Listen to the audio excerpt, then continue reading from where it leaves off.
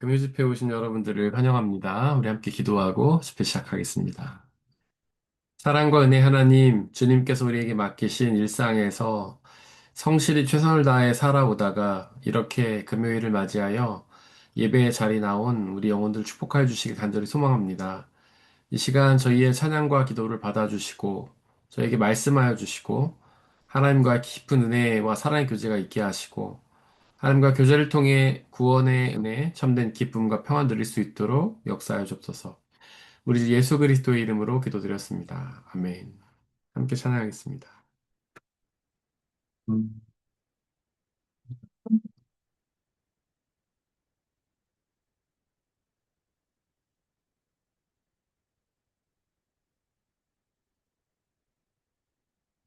예수, 우리들의 밝은 빛, 은혜와 긍휼을 베푸시는 주, 그의 길을 따라가는 주의 자녀들에게 항상 밝은 빛을 비추시네. 그는 구원의 주 하나님, 공의로 세상을 다스리시네. 주를 경외하는 자들에게 부어주시는 놀라운 주님의 영광. 하늘에서 찬란하게 빛나는 주의 영광. 이 땅에 오셨네. 어둠을 밝히고 새 생명 주시네. 영원히 빛나는 나의 예수님. 높이 영광과 찬양 받으실 그 이름 경배합니다. 슬픔을 거두고 내게 자유 주시네. 기쁨의 노래를 영원한 나의 빛 예수께. 예수 우리들의 밝은 빛. 예수 우리들의 밝은 빛,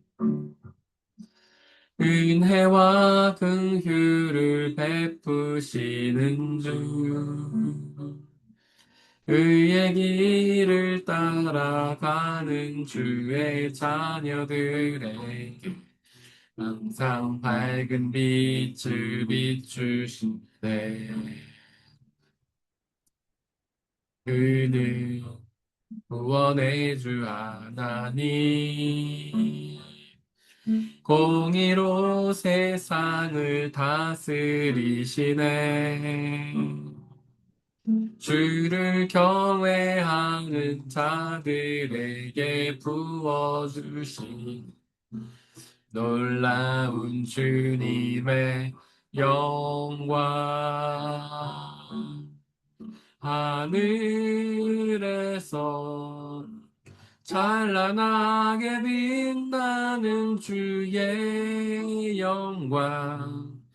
이 땅에 오셨네. 어둠을 밝히고 새 생명 주시네. 영원히 빛나는 나의 예수님. 높이 영광과 찬양 받으실 그 이름 경배합니다. 슬픔을 거두고 내게 자유 주시네. 기쁨의 노래를 영원한 나의 빛 예수께.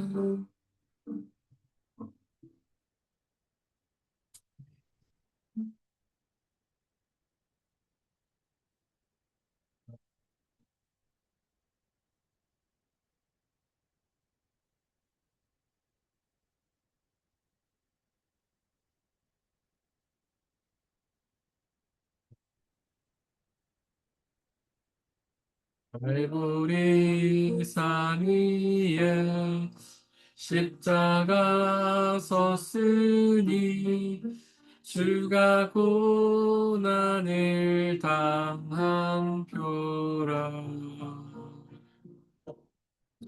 엄한 십자가를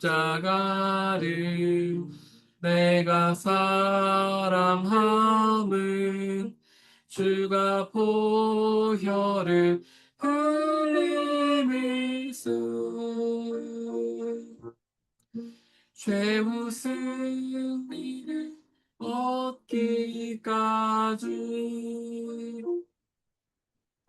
주의 십자가 사랑하리.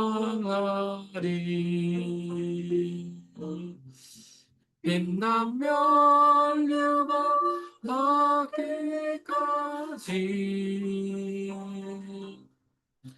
험한 십자가 붙들겠네.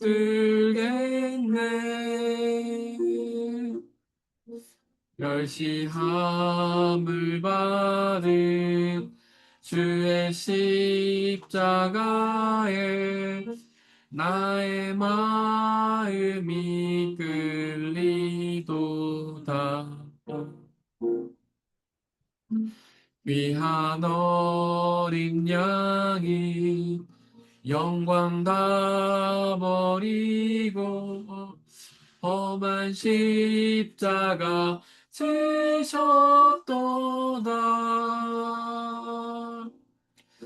죄우 승리를 얻기까지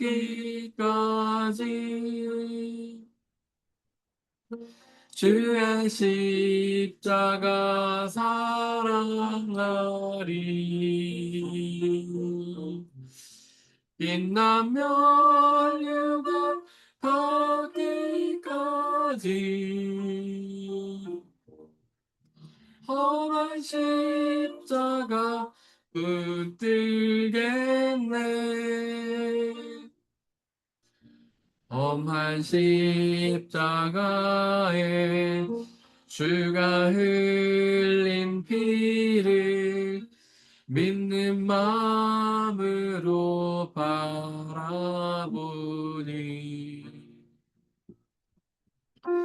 나를 용서하고 내 죄 사하시려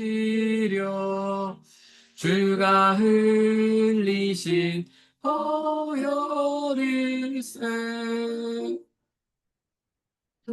죄 니를 얻기까지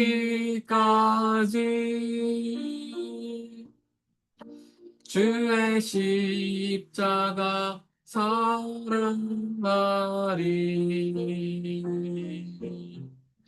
빛난 면류관 얻기까지 험한 십자가 붙들겠네.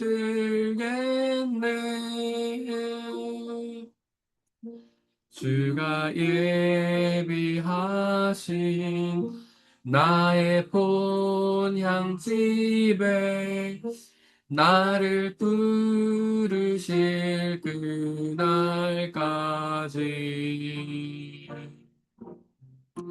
엄한 십자가를 항상 달게 지고 내가 죽도록 충성하리.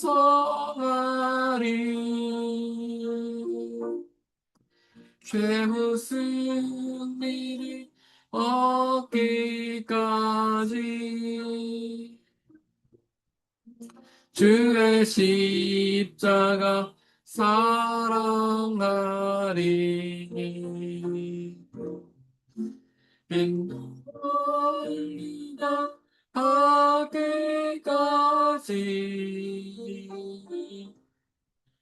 험한 십자가 붙들겠네.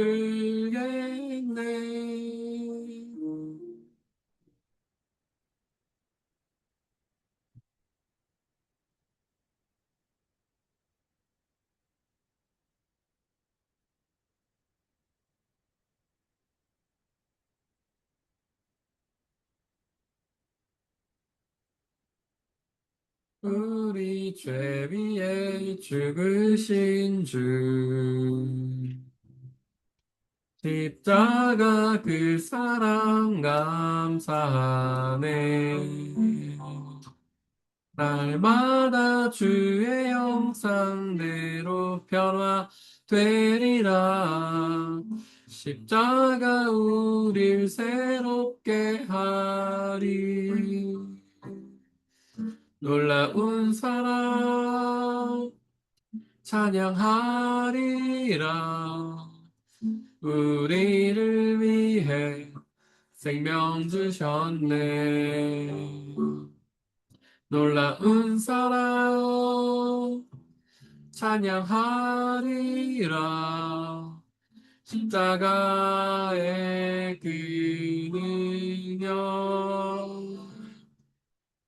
십자가의 그 능력, 우리 죄 위에 죽으신 주. 우리 죄 위에 죽으신 주. 십자가 그 사랑 감사하네. 날마다 주의 형상대로 변화되리라. 십자가 우릴 새롭게 하리. 놀라운 사랑 찬양하리라. 우리를 위해 생명 주셨네. 놀라운 사랑 찬양하리라. 십자가의 그 능력, 십자가의 그는 우리 죄 위에 죽으신 주. 우리 죄 위에 죽으신 주. 십자가 그 사랑 감사하네. 날마다 주의 형상대로 변화되리라. 십자가 우릴 새롭게 하리. 놀라운 사랑 찬양하리라. 우리를 위해 생명 주셨네. 놀라운 사랑 찬양하리라. 십자가의 그 능력, 십자가의 그 능력. 이 시간 예수 그리스도의 십자가의 그 능력을 기억하며 기도하기 원합니다. 예수 그리스도께서는 하나님의 아들이셨지만 이 땅에 사람의 아들로 오셨고 전능하신 하나님이셨지만 십자가에서 무능력한 모습으로 죽으셨습니다. 세상의 지혜는 그 예수 그리스도를 어리석게 여겼지만 또한 세상의 능력은 하나님의 십자가의 능력을 부끄럽게 여겼지만 그러나 그것은 우리를 생명으로 인도하는 하나님의 참된 지혜요 능력입니다. 하나님의 참 지혜이고 능력이신 예수 그리스도만을 믿겠습니다. 온전히 그분만을 향하고 그분만을 따르겠습니다. 성령 하나님 우리를 도우소서. 이 시간 함께 기도하겠습니다. 이 땅에 사람의 모습으로 오셔서 무능력하고 처참한 모습으로 십자가 죽으셨지만 그 십자가의 어리석은 능력으로 우리를 구원하신 그 예수 그리스도. 세상의 지혜는 그 십자가의 능력을 비웃지만 세상의 능력은 십자가의 능력을 비웃지만 우리 주 예수 그리스도께서는 그 십자가의 지혜와 능력을 우리를 구원자 하셨음을 고백합니다. 오직 그 십자가의 능력과 지혜를 온전히 믿고 따르겠습니다. 성령 하나님 우리를 도와주시고 우리가 온전히 그 예수 그리스도의 십자가 앞에 집중하며 나아가서 오로지 그 십자가의 지혜와 능력을 믿고 의지하며 나아가서 그 십자가의 지혜와 능력이 주시는 참된 구원과 평안과 기쁨을 누릴 수 있도록 역사해 주옵소서. 세상 많은 사람들이 세상의 지혜를 구하며 세상의 능력을 따라가지만 오직 우리는 그 어리석게 보이고 거리끼어 보이는 그 십자가의 능력과 지혜를 추구하며 나가오니 성령 우리를 도와주시고 그 십자가를 향한 온전한 믿음을 허락하시어 그 십자가의 능력과 지혜를 통해 하나님 나라와 영원한 생명을 누리는 복된 삶으로 인도하여 주시옵소서.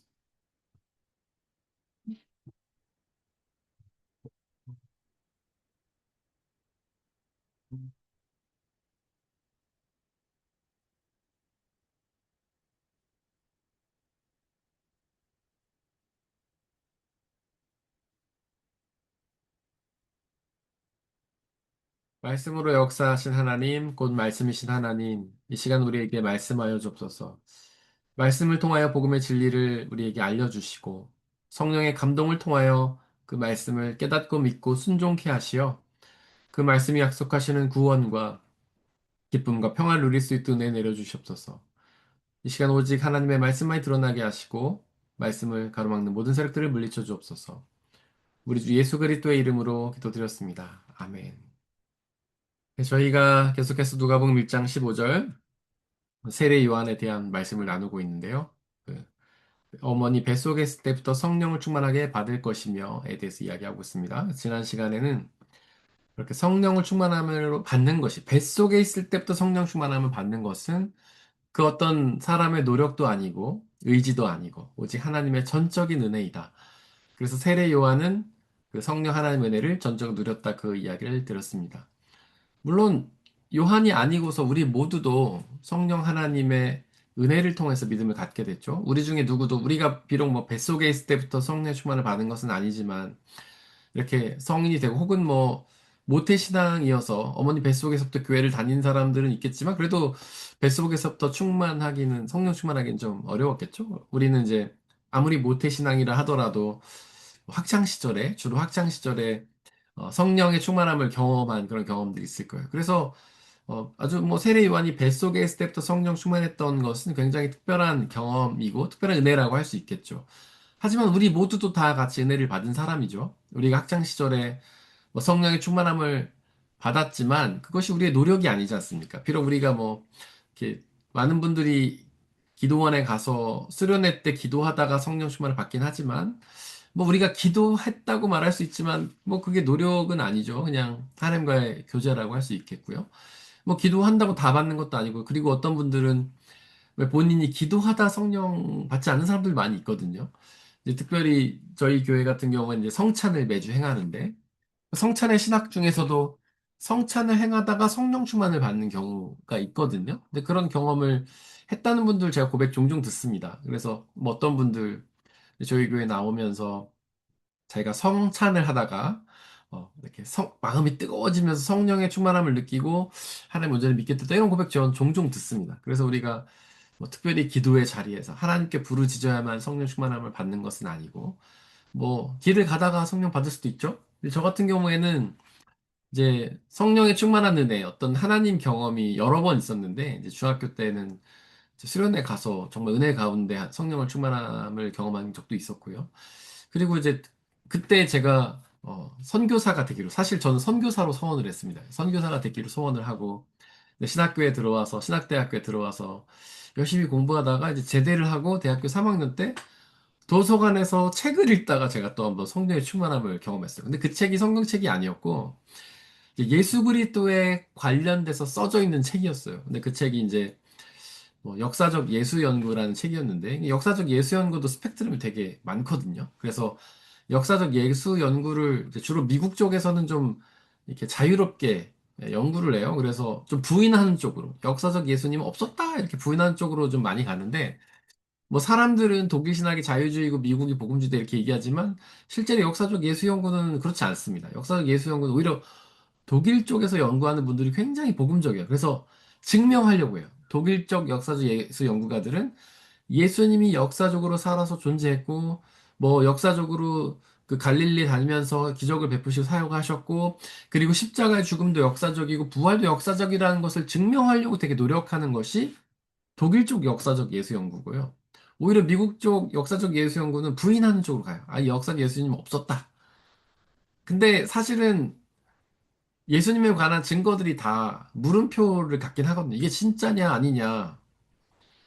2000년도 넘게 전에 일어났던 일의 증거를 찾는다는 게 일단 말이 안 되죠. 역사적 자료 외에는, 그러니까 기록된 거 외에는 우리가 증거가 없잖아요. 뭐, 그때 과학 수사가 있었습니까? 뭐, 지문이 있었나요? 뭐, DNA가 있었어요. CCTV가 있었어요. 그 과거의 이야기들은 우리가 오로지 그 기록을 통해서만 진실 여부를 알 수 있지 않습니까? 그래서 예수님에 관해서도 우리가 알 수 있는 유일한 것은 성경, 그리고 당시에 요세푸스라는 사람이 쓴 역사 기록이 있어요. 물론 예수님이 핵심은 아니지만 로마의 역사를 쓴 것이지만 거기에 예수님에 대해서 간간히 기록돼 있어요. 그런 걸로 봤을 때, 그런 어떤 역사 기록을 봤을 때 미국적 학자들은 야, 이거 그냥 소설이야. 이렇게 치부해버린 사람들이 많고, 오히려 독일 쪽 사람들은 그것을 정말 이제 입증해보려고 연구를 하는 그런 입장들이 있습니다. 제가 그때 독일의 게르트 타이센이죠. 독일어 발음, 제가 발음은 잘 못하지만, 게르트 타이센. 한국말로는 게르트 타이센 써 있는데, 그분의 그 역사적 예수 연구라는 책을 읽고 성령 충만함을 받았다는 거예요. 야, 예수님을 이렇게 다른 각도로 볼 수 있구나. 그동안 정말 한쪽 면만 보던 예수님을 다른 면으로 볼 수 있고 그때 제가 깨달은 거예요. 아, 성경을 참 입체적으로 다양한 차원으로 볼 수 있구나. 그때부터 제가 그런 다양한 차원들의 책을 접하게 되었죠. 근데 이제 그때 역사적 예수 연구 책 많이 읽었는데 미국 쪽 책은 좀 못 읽겠더라고. 이건 뭐 그냥 예수님 안 믿는 사람이 예수님 비판하려고 쓴 책 같아서 너무 이게 그래서 안 읽었고 주로 독일 분들 많이 읽었고 그때 성령 충만함 경험했죠. 그래서 뭐 많은 분들은 뭐 기도원에 가서 기도하다 경험하기도 하고 성경 말씀 읽다가 경험하기도 하고 성찬을 하다 하기도 하지만 저는 신학책을 읽다가 두 번째 성령 체험을 했다라는 것이죠. 근데 그때 이제 대학교 3학년 때였는데 그 성령 충만이 저를 사로잡은 기억이 너무 강렬해가지고 아, 내가 독일에 유학을 가야겠다. 그때 생각했어요. 그래서 그때 3학년이었고 저희 집이 좀 어려웠거든요. 저희 부모님이 좀 사업도 실패하시고 그러면서 제가 그때는 혼자 학비를 벌어서 학교 다니던 시절입니다. 낮에는 학교 다니고 밤에 5시부터 12시까지 그 은행 콜센터에서 전화 받으면서 계약직으로 있으면서 돈 벌어가면서 학비 되고 생활비 되고 그런 시절이죠. 저는 대학 들어가면서부터 거의 알바를 쉬어본 적이 없는데 이제 대학원 가서는 그때 부모님 두 분 다 좀 크게 좀 어려우셨고 특히 어머님도 아프시고 그래가지고 제가 뭐 학비도 되고 생활비도 좀 책임져야 되는 상황이라 어쩔 수 없이 제 계약직으로 들어가서 이제 일을 하고 거기서 좀 틈틈이 돈을 모아가지고 이제 이렇게 그때 유학을 자금을 해야겠다 유학을 했죠. 그래서 먹고 싶은 거 안 먹고 막 정말 아껴가면서 이렇게 모아서 그때 생활비도 학비도 하고 지금 유학도 그때 가지고 이제 나온 거죠.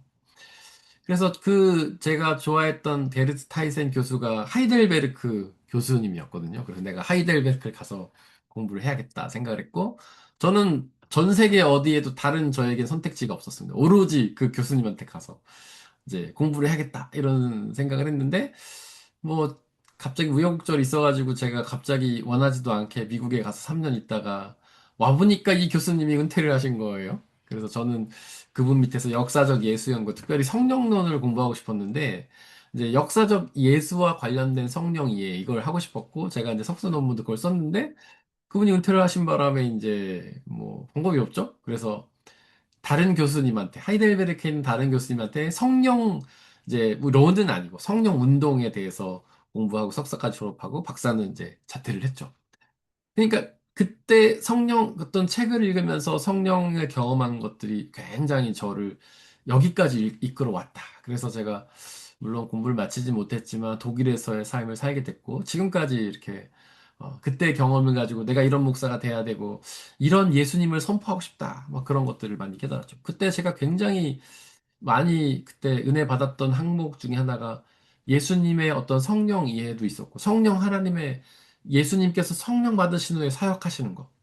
예수님께서 인간적으로 사역하셨는데 성령 받으신 후에 정말 하나님께서 사역, 그 성령의 역할.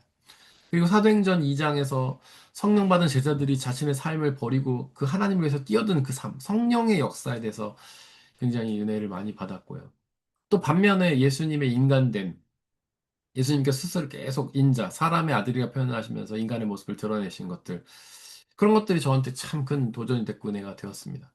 어쨌거나 이제 정도의 차이가 있고 시기의 차이가 있지만은 성령은 우리가 원해서 노력을 받는 것이 아니라 하나님의 선물이다라는 것이죠. 제가 도서관에서 정말 생각지도 않게 그 성령 충만을 받아가지고 마음이 너무 뜨거워가지고 그 책이 진짜 두껍거든요. 한 800장 정도 되는데 그거를 막 쉼없이 읽어가는데 그게 막 다 머릿속에 다 기억이 나고 그리고 나서 그 뜨거운 막 주체하지 못해서 막 그랬던 기억이 납니다. 어쨌든 이렇게 하나님의 부르심은 은혜죠. 그래서 하나님의 부르심에 대해서 저희가 조금 더 정리를 이제 해보고 싶습니다. 하나님께서는 우리가 이제 부르시죠. 부르심이 먼저예요. 우리 성경 말씀도 그런 거 있잖아요.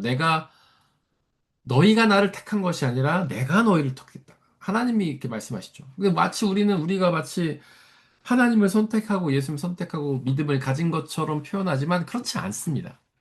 하나님께서 우리를 선택하지 않으셨다면, 하나님께서 우리를 부르시지 않으셨다면, 우리는 믿음을 가질 수가 없죠.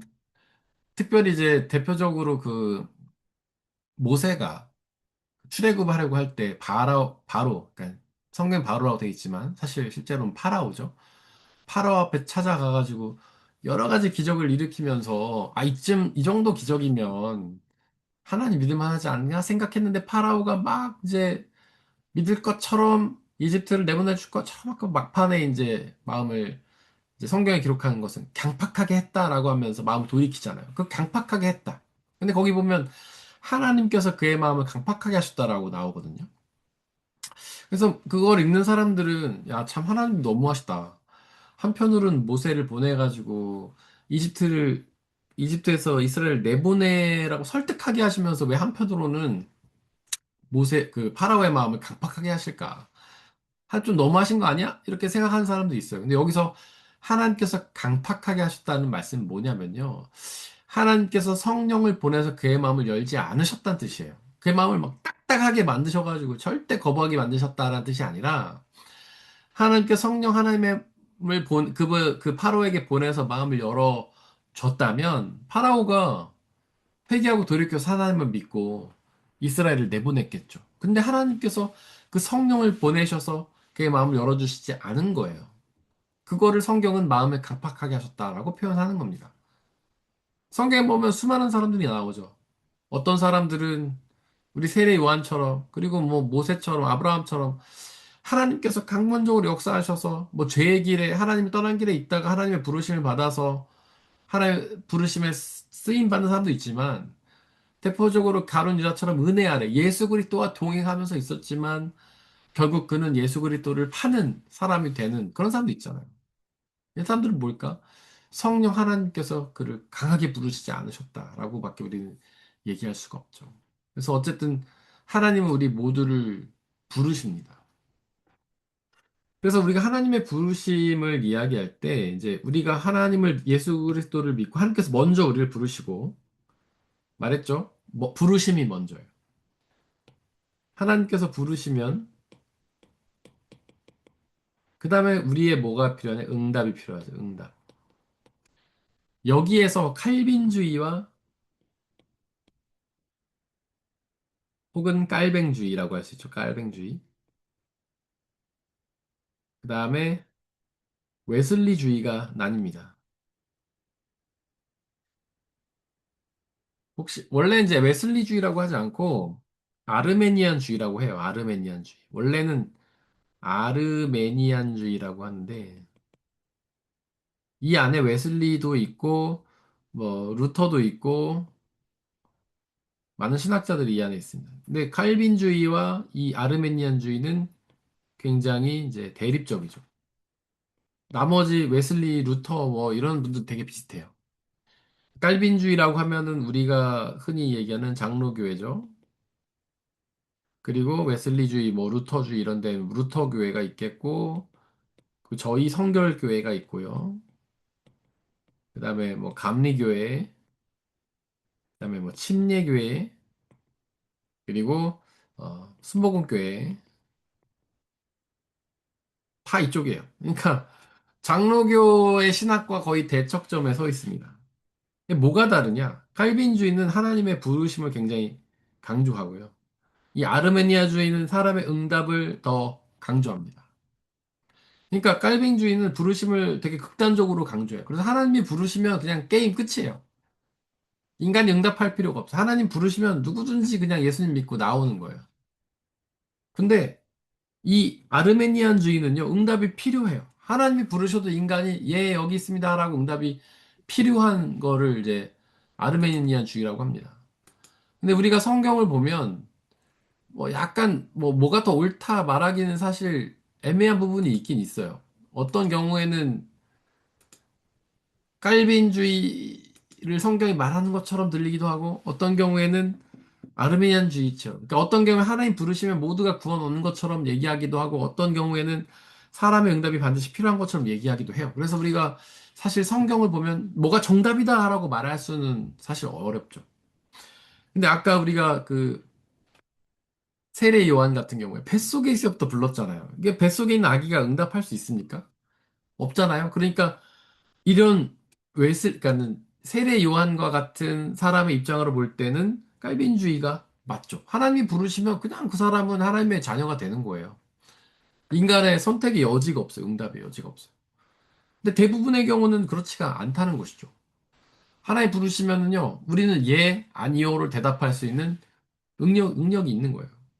성경에 보면 하나님의 부르심에 강하게 어, 사로잡힌 사람들이 나옵니다. 어떤 사람들이냐면 뭐 아까 말한 세례 요한이라든지 뭐 모세도 마찬가지죠. 그다음에 아브라함이라든지 뭐 노아 이런 사람들은 하나님께서 강하게 부르셔요. 그럼 그들의 응답과는 관계없이 그들을 불러 쓰십니다.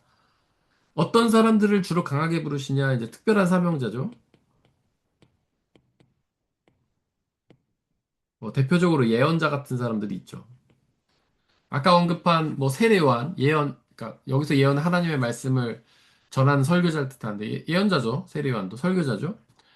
그다음에 뭐 모세 같은 사람들은 사실 예언자라기보다는 지도자인데 그도 뭐 하나님 피해서 사실은 그 광야로 나가서 40년 살았을 때 그가 그 우상숭배에 절어 있었잖아요. 자기 장인이 우상숭배 제사장이지 않습니까?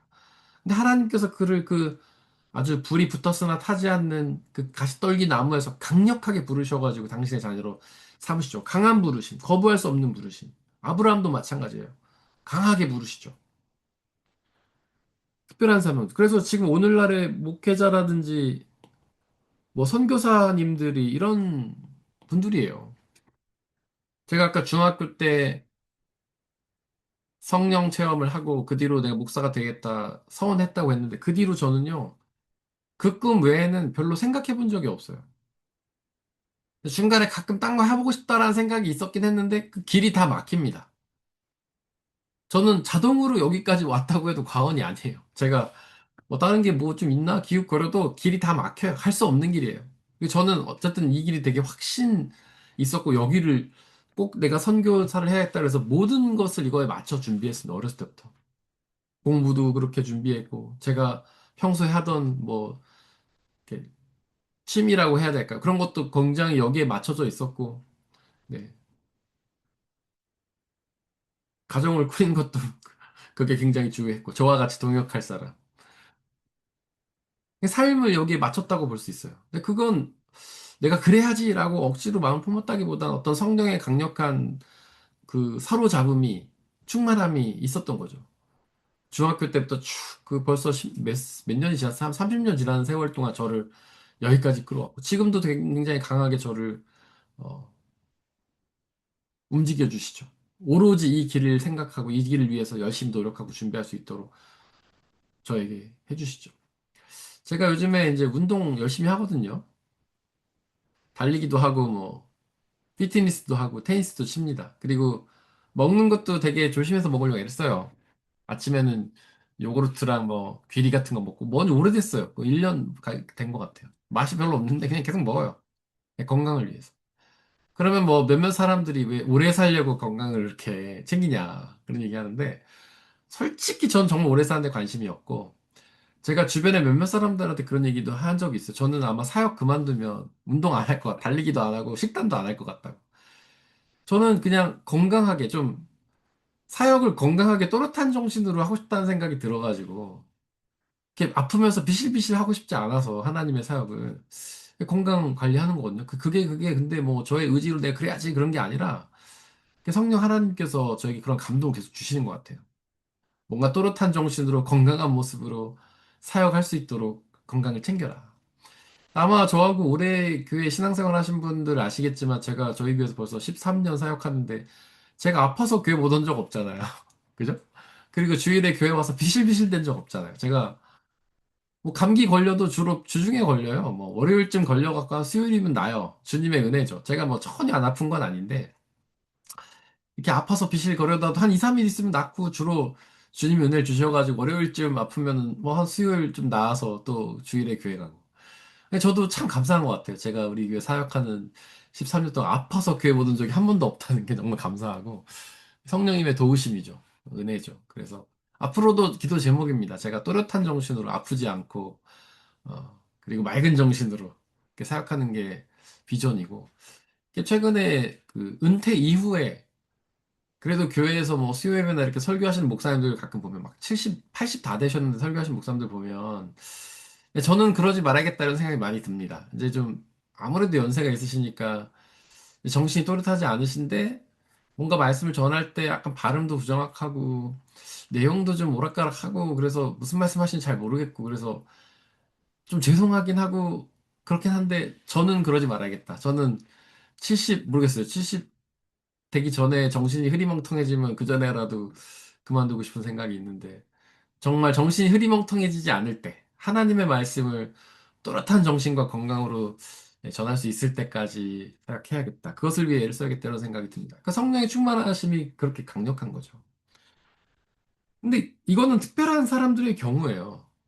성경에 나오는 사명자들, 예언자들, 그 다음에 뭐 저와 같은 목회자나 우리 선교사님 같은 분들, 하나님께서 그의 삶을 특별히 부르신 분들 그렇지 모두가 이런 건 아닙니다. 대부분의 사람들은요, 이 부르심이 약하고 대신 응답을 필요로 합니다. 네, 아멘, 제가 여기 있습니다. 저를 써주셔서. 물론, 이사야 같은 사람은 하나님의 부르심에, 예, 제가 여기 있습니다. 저를 써주셔서 응답한 응답의 장면이 필요하긴 했지만, 이건 일반적인 성도들의 경우죠. 성도들의 경우. 일상이라는 사역지에 부름받은 성도들. 우리 목회자나 어떤 특별한 사역자는 정말 특별한 사역지, 뭐 선교지 혹은 뭐 목회지, 이런 데 부르심 받았다면, 우리 일상을 살아가는 성도들, 하나님의 부르심이 있을 때, 아멘, 제가 여기 있습니다. 저를 써주셔서 하고, 약간 약한 부르심에도 강력한 응답을 가지고 나가는 일반적인 성도들의 삶에는요, 사역지가 일상이죠, 일상. 그들의 삶에서, 일터에서, 학교에서, 복음을 전하는 것이 이제 그들의 사명이죠. 그런데 그런 일상에서의 삶, 저는 그게 더 어렵다고 봅니다. 왜냐면, 일상의 삶은 우리 하나님 나라의 법과는 다른 법으로 움직이기 때문이죠. 교회, 뭐 선교지는 좀 다를 수 있는데, 선교지는 뭐 다른 종교가 이렇게 장악하고 있는 곳이라 선교사님들 더 많이 애를 쓰시지만, 목회지 같은 경우에 우리가 뭐 성도님들 마음 다루는 거라 뭐 목회, 목사가 어렵다 이런 얘기 하지만, 물론 맞죠. 뭐 틀린 부분은 아니죠. 그 많은 사람들의 마음을 다치지 않게 교회를 이끌어가는 게 쉬운 일은 아니죠. 많은 기도가 필요하고 애를 써야 되는 것이지만, 그래도 어쨌든 이 교회 안에서 우리가 교회법이라는 하나의 법 안에, 하나님 나라의 통치라는 통치 안에서 순응해 하기 때문에 뭔가 부딪히는 게 없으니까 그건 괜찮은데, 일상은 다르죠. 특히 일터. 다르잖아요. 여러분들의 일터, 직장에서 생활하는 것과 하나님 나라의 법이 얼마나 다릅니까? 제가 지난주에, 요즘에 하여튼 저에게 화두는 일상이에요. 제가 몇 달 전부터, 어, 우리 성도들의 일상에 대해서 고민을 참 많이 하면서 그들에게 복음이 어떤 의미가 있나 계속 기도하면서 공부도 많이 하고 그러고 있는데, 이제 요즘에 많이 대화하거든요. 지난주에도 신방 어느 가정 가서 그런 얘기를 했고, 수요 모임에도 얘기를 했고, 말씀함 때도 얘기를 했고, 청년들하고 얘기하고, 이게 일부러 제가 얘기를 꺼내는 게 아니라, 대화하다 보면 차도 갖고 그들은 일상에 가요. 왜냐하면 요즘 여러분들 잘 알다시피, 우리의 일상이 굉장히 변화무쌍하지 않습니까? 미래를 알 수 없는 불확실성의 시대에 왔고, 뭔가 엄청난 변화가 있는 변동성의 시대에 왔고, 그래서 이제 주로 젊은 분들, 막 20, 30대는 막 지금 혼돈 그 자체입니다. 직장 다니시는 분들은 내가 언제 잘릴지 몰라. 내가 하는 일이 언제 AI한테 대체를 당할라. 지금 뭐 유튜브 같은 거 봐도 엄청난 그런 전망들이 쏟아져요. 어떤 직업은 없어지고 어떤 직업은 살아난다. 뭐 사람마다 뭐 얘기하는 게 다 다르지만 굉장히 불안감 조성하고 있고 그리고 실제로 지금 청년들은요 공부할 의욕이 떨어진대요. 어떤 청년이 그런 얘기 하더라고. 자기가 컴퓨터 공학과 3년 전에 최고 인기 있는 거라 거기를 갔는데 지금은 제일 아무도 가지 않는 AI가 완전히 대체해버린 곳이잖아요. 그러니까 지금 뭐 열심히 공부하다 갑자기 힘을 잃은 거예요. 길을 잃어버린 거예요.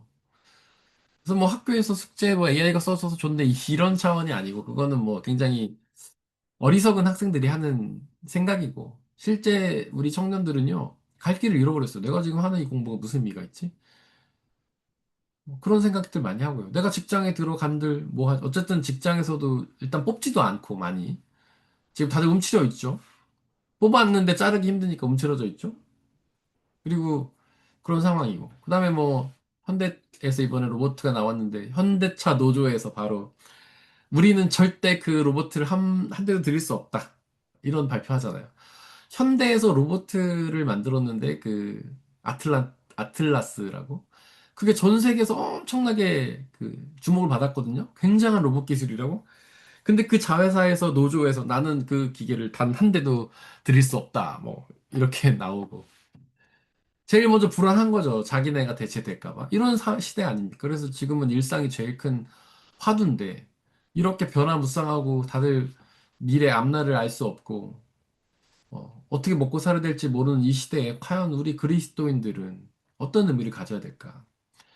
지난 주일 저희 청년부 말씀 나눔 시간에 이거를 서로 얘기를 해봤어요. 제가 원래 뭐 창세기 말씀 강의하다가 한번 너무 얘기를 해야겠더라고요. 우리 청년들 어떤 생각을 하는지. 그래서 우리 청년들 뭐 한 13명 정도 모였는데 그중에는 직장 다니는 사람도 있고 그다음에 공부하고 있는 사람도 있고 뭐 각자 물어봤어요. 직장에서 어떠냐? 그랬더니 뭐 어떤 형제는 자기에서 많이 대체를 되고 있는데 지금 회사 사람들이나 노조가 반대한다 막 그런 얘기하는 사람도 있고 뭐 자기는 그런 일 하면서 실제로 또 도움을 받고 있다 이런 얘기하는 사람도 있고 근데 어쨌든 기본적으로 AI가 현실로 들어오는 건 사실이고 기존에 있던 사람들은 그거를 거부하고 싶지만 안 되죠 그건 어쨌든 자본가들이 자신의 자본을 줄이기 위해서 도입하는 것은 어쩔 수 없는 일이고 학생들은 지금 내가 공부하는 게 맞나 이런 혼돈 속에 있는 것이죠. 이런 상황에서 과연 우리 그리스도인들은 어떻게 나가야 될까?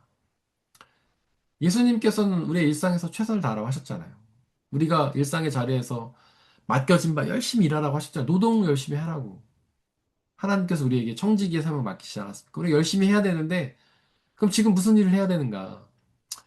물론 이제 지금 혁명을 우리가 4차 혁명이라고 얘기하더라고요, 전문가들이. 1차는 뭐 농업혁명, 2차는 산업혁명, 3차는 인터넷 혁명, 4차는 이제 AI 혁명이다. 혁명이 일어날 때마다 직업이 다 사라진 게 아니라 종류가 바뀌었다. 그래서 우리는 이 시대 지금 앞으로 어떤 직업이 사라지고 어떤 직업이 생길 것인가에 대해서 고민을 해야 되는 시기인데, 과연 우리는 어떤 일상에서 그 일상에서 노동을 하면서도 예수 그리스도의 자녀로서 어떻게 빛을 비춰오면서 살아야 될지를 저는 고민해야 된다고 생각하고, 저도 고민해야 되고, 여러분들 고민해야 된다고 생각합니다. 왜냐하면, 저와 같은 사람들은 이 특별한 사역의 자리로 부르셨지만, 여러분들은 일상으로 부르셨기 때문에. 그래서 저는 요즘에 굉장히 사명감을 느껴요.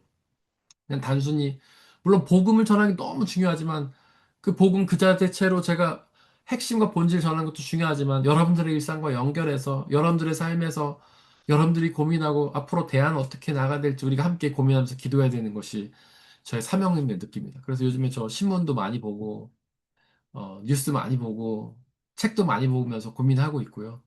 우리가 같이 고민하면서 이렇게 새롭게 완전히 달라지는 일상 속에서 우리 그리스도인들이 이 세계를 어떻게 맞이하고 주님이 맡긴 삶을 감당해야 될지 우리가 함께 기도하면서 고민해 보았으면 좋겠습니다. 우리 함께 찬양하겠습니다.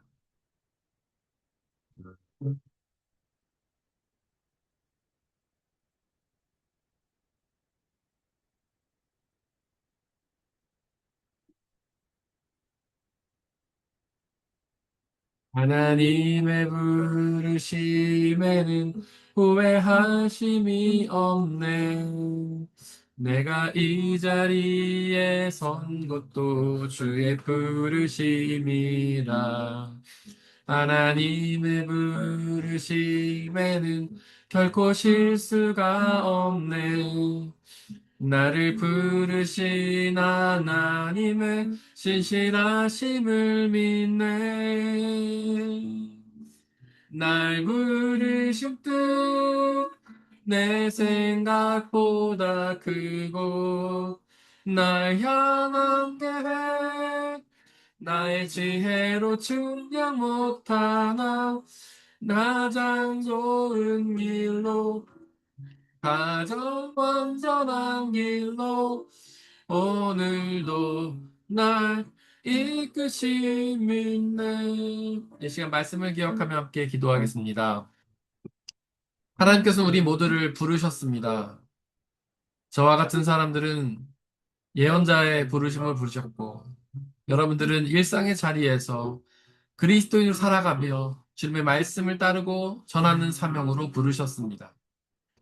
각자의 삶의 자리에서 하나님 부르심에 아멘으로 응답하고 순종하며 우리의 일상에서 이렇게 변화무쌍하고 세대가 완전히 달라지는 이 일상에서 우리 그리스도인의 뱀처럼 지혜롭게 승리하며 예수 그리스도의 복음을 전하는 사명까지 감당하며 살아갈 수 있도록 성령 하나님 우리에게 함께 계시며 놀라운 지혜와 은혜를 달라고 이 시간 함께 기도하겠습니다. 아버지 하나님, 미약하고 먼지와 같은 저희들을 불러서 당신의 자녀로 종으로 삼으신 은혜에 감사와 찬양을 드립니다. 우리를 일상으로 부르셨음을 고백합니다. 하나님, 저희는 지혜가 없고 어리석고 우둔하여서 그 일상에서 우리가 그리스도인으로서 어떻게 살아야 될지 잘 모르겠습니다.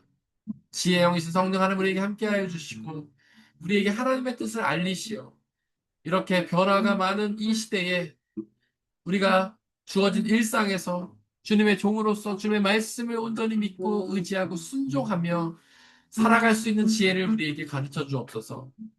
진리를 알리시고 그 가운데를 우리를 이끌어 주옵소서. 하나님 놀라운 평화와 기쁨을 우리에게 허락하여 주시옵소서.